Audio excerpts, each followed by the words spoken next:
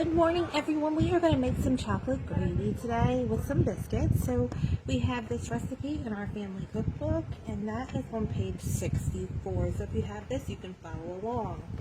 So what we're going to start off with is the flour, salt, sugar, and cocoa powder. So we need 3/8 of a cup of flour, which is 6 tablespoons. So let's get our 6 tablespoons in here.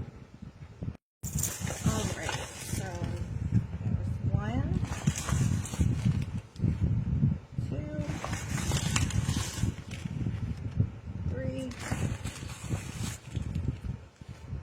4, 5, and 6. The next we're going to add is salt. So you need 1/4 teaspoon of salt. Okay, so let's add our 1/4 teaspoon of salt. Then we need sugar, which is 2 cups. We're going to dump that in there. And then we need the cocoa powder, which is 5 tablespoons of cocoa powder. So I'm using the Hershey's. You can use whatever you have. 1, 2, 3, 4, 5. So we're going to go ahead and you just want to go ahead and whisk this around to combine everything together. Alright, so now you want to add 3 cups of milk to this. So here is 2 cups. And then we want to add 1 more cup.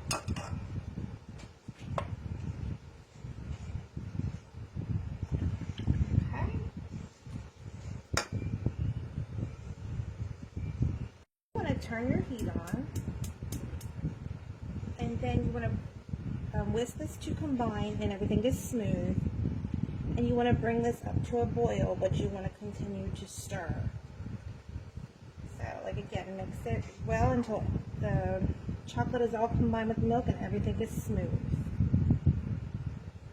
Okay, so everything is smooth. Now you want this on a medium-high heat, and once this comes to a boil, you want to stir constantly for a couple of minutes. And then we're going to add 2 tablespoons of butter to this.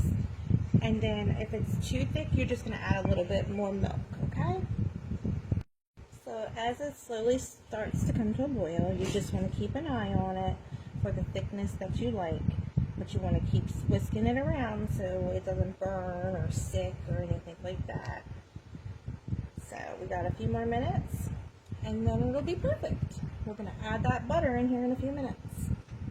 You want to add your 2 tablespoons of butter and continue to whisk. Alright, so I got the butter in there. It's all whisked up, and now I think it's the perfect consistency for us.